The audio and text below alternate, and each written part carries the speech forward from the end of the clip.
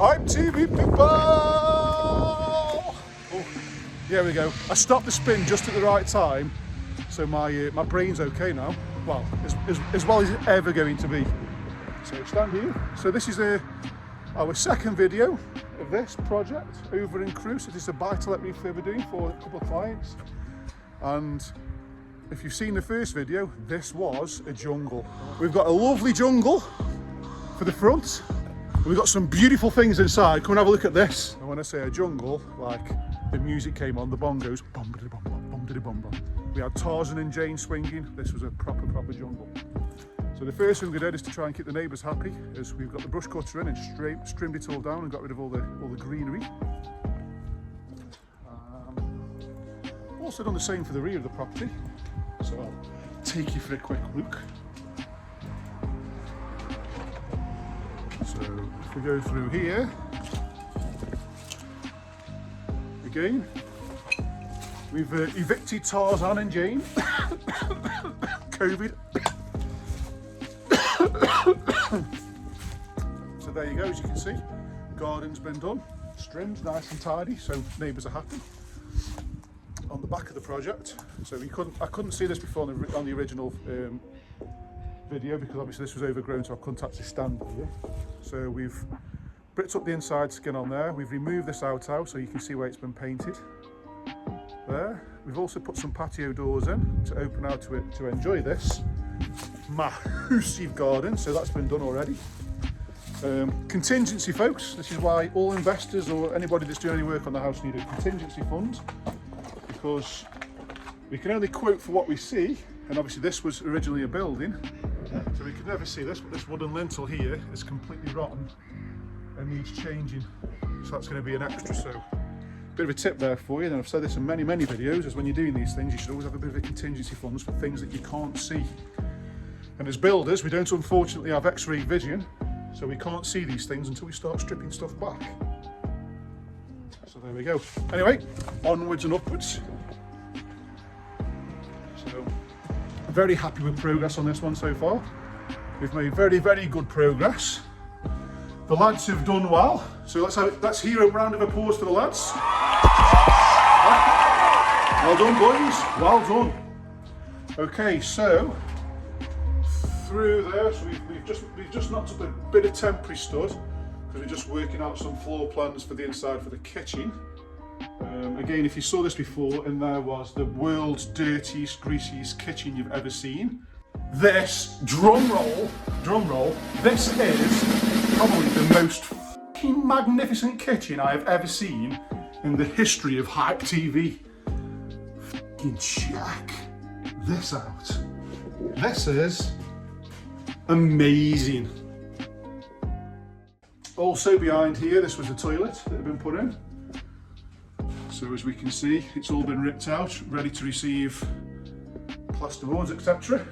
It needs a full rewire, and the reason that we know that is because this is a bit of a tip for you guys, top tip.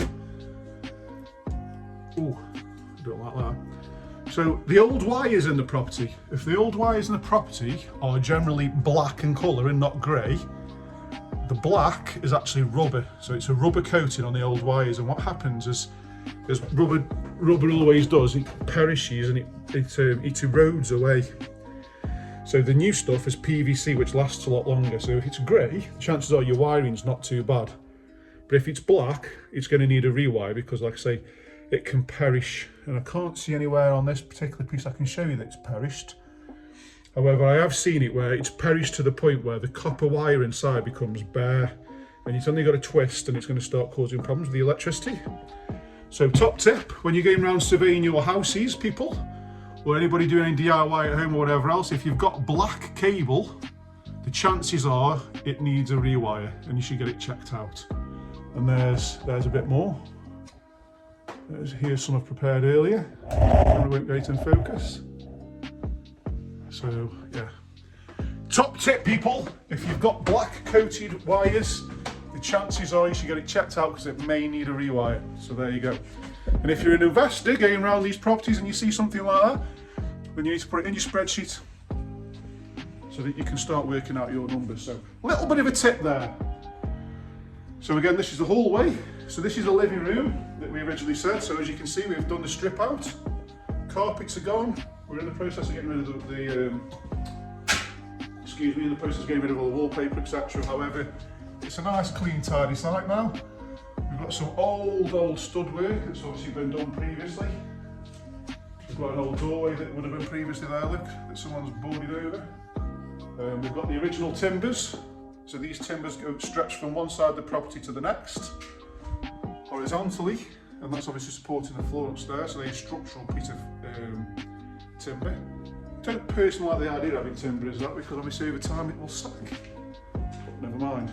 So the reason that we've put some temporary stud in there, which is this bit, so obviously now we can see the front door that I've just come in, is because we're trying to work out the dimensions of the kitchen. Because what we're trying to achieve, if we stand back here, is to give it a bit of sex appeal.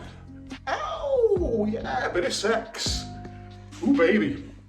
To give the room a bit of sex appeal, to sell this to tenants when they come in, as we want them to walk through that door there, look inside this huge kitchen, this huge living room, appreciate all the natural lights coming in through there, see how much thought's gone into this.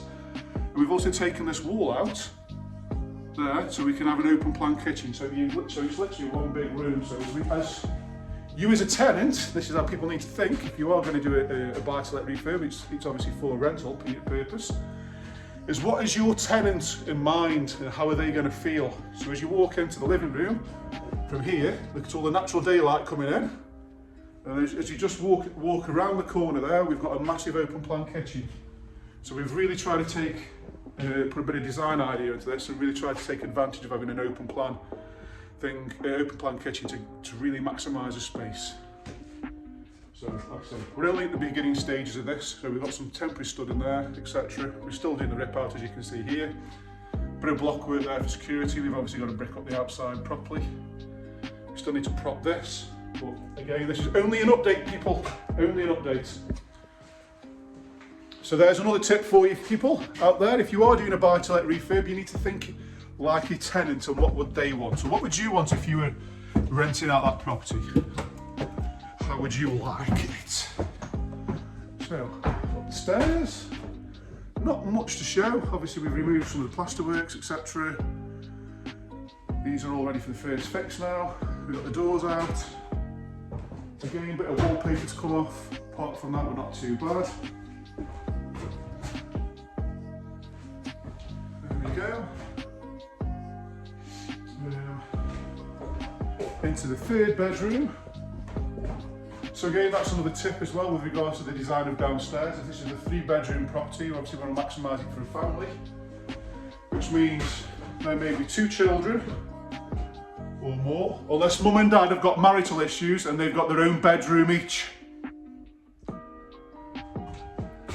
But however, it's obviously for a family with regards to a 3-bed, so that's why we wanted to maximise the space downstairs. Now, not everybody's going to like an open plan kitchen, but in our experience with the lettings here in Stoke-on-Trent, open plan big kitchens seem to sell really, really well.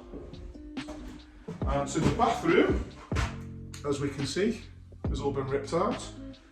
We'll be doing the same thing here. We're going to be putting a bath across, and then we're going to be introducing an extra toilet there, and then the sink will be going underneath the window. And we've got some really, really, really old antiques left, and that, ladies and gentlemen, is actually a light and a heater. It's actually got an element around the outside, so that one thing does both. So that would be heating and electricity. So that's how old it is. That's how much this place needs a refurbishment. So, a couple of tips in there for you people. Stay tuned for the rest of the YouTube channel. Look at that, the size of that for a garden. So stay tuned for the rest of the YouTube channel, people. Stay tuned for some more tips, etc. And I've got dust in my eyes. I love you all, and I'll see you soon. Mwah!